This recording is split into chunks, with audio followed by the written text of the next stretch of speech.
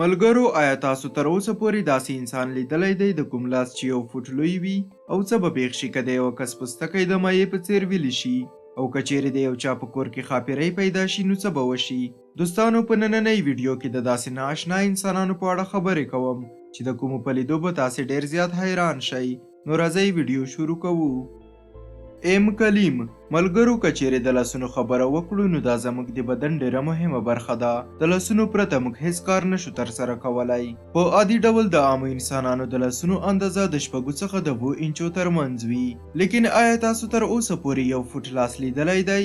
دغه هلک چې تاسې ګورئ کلیم نومیږي او د هندوستان اوسیدونکی دی. دا ماشوم له زیږېدو راهیسې د پروټیسس په نوم د یوې ناروغۍ ښکار دی. په دې ناروغۍ کې د انسان د بدن کومه یوه برخه هم له اوسط څخه 10 چنده ډیره لویږي او له کلیم سره هم همداسې شوي دي.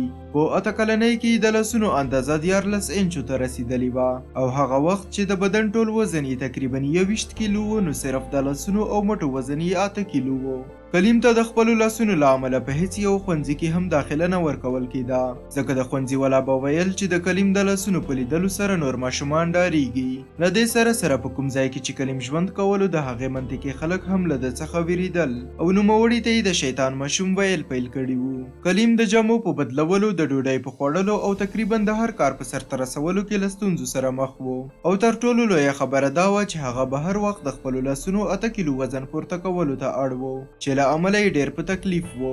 د کلیم والدین دومره غریب وو چې د عملیات یې نشو کولای. بالاخره یو هندي ډاکټر د کلیم د مفت عملیات کولو فیصله وکړه او اوس مهال 2 عملیاتونه ترسره شوي دي. ډاکټرانو د کلیم له لاسونو څخه اضافي پوستکی لرې کړ. اوس یې لاسونه تر یوه حد پورې ښه شوي دي. میلاګریس کیرن لیدونکو، تاسو به په زیاتره فلمونو کې ښاپېرۍ لیدلې وي، که څه هم دا یو افسانوي کرکټر دی. لیکن آیا تاسو په رښتیني ژوند کې ښاپېرۍ لیدلې ده؟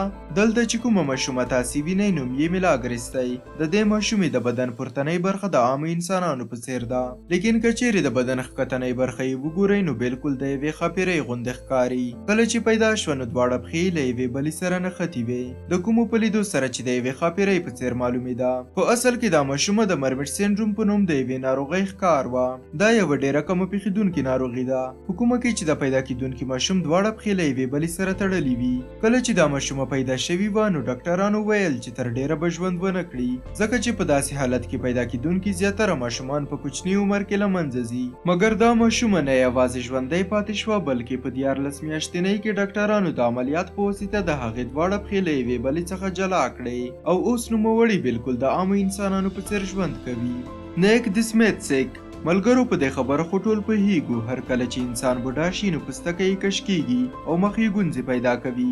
د ګونځو پیدا کېدل یوه عادي خبره ده او ټول انسانان ورسره مخامخ کیږي. لیکن آیا تاسې تر اوسه د یوه ځوان کس دومره زیات ګونځې شوی مخ لیدلی دی؟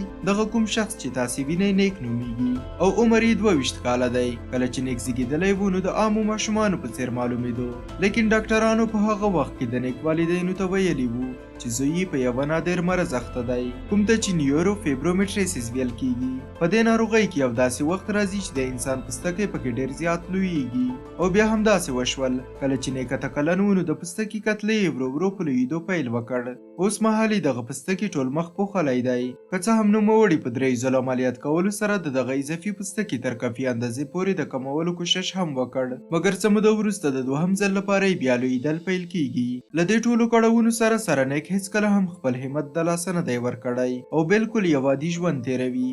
صرف دومره نه، نیک یو ښه ټیک ټاکر هم دی. په ټیک ټاک کې د نیک فیس په نوم یو اکاونټ موجود دی کوم چې 1.7 میلیونه فالوورز لري. نو د دومره غیر معمولي شرایطو د شتون سره نیک دا ثابته کړې ده چې د انسان چهره او انداز کومه ستونزه نه ده. پیټریک موهیت دوستانو، کله چې د یو باډي بلډر نوم اخیستل کیږي نو زموږ په ذهن کې فوراً د یو قوي، غټ او جګ انسان سوچ راځي. لیکن آیا تاسو د نړۍ تر ټولو ټیټ قد لرونکی باډي بلډر لیدلی دی؟ دغه کوم شخص چې تاسې وینئ پیټریک موهیت نومیږي او دی د نړۍ ټیټ قدی باډي بلډر دی. پیټریک د هندوستان سره تعلق لري. کله چې هغه پیدا شوی و نو قد یې ډېر کم و ډاکټرانو ویلي وو چې دی به هیڅکله تګ ونه شي کړای او نه به هم په خپلو پښو ودرېدلی شي. همداراز هغوی ته د دې ماشوم د ژوندي پاتې کېدو چانس هم ډېر کم ښکارېدو. خو پیټریک د ډاکټرانو خبره غلطه ثابته کړه. د ده قد 3 فوټه او 4 انچه دی، لیکن دی نه یوازې د عامو انسانانو غوندې ګرځېدلی شي، خوراک څښاک کولی شي، بلکې ورځني ټول کارونه په عادي توګه ترسره کولی شي.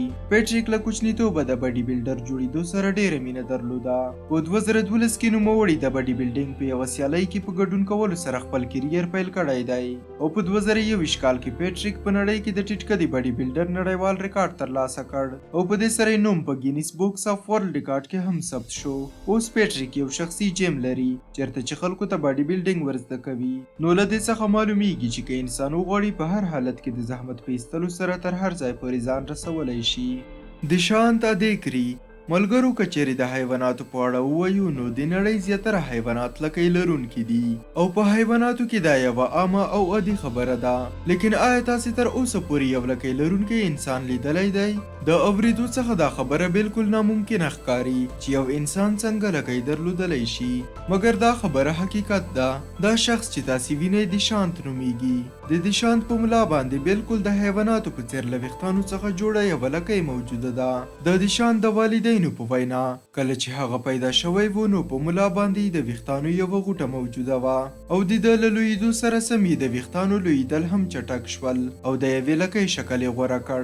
اوس دیشانت 14 کلن دی او لکۍ یې 12 سانتي مترو ته رسېدلې ده. دیشانت یو هندو دی. د ډاکټرانو په وینا داسې حالت د جنتیکي بېنظمیو له امله منځته راځي کوم ته چې پیهراپیګس ویل کیږي. په دې ناروغۍ کې د انسان د ملا په ښکتنۍ برخه کې بالکل د سر په څېر د ویښتانو شنه کېدل پیل کیږي او داسې لویږي لکه د سر ویښتان چې لویږي. په هر حال د دیشانت دا ناروغي پر احتیا هم ډېره حیرانونکې ده. ملګرو د نن ویډیو هم دومره وه. په راتلونکي په زړه پورې ویډیو کې به سره وینو. تر هغې د خدای په امان.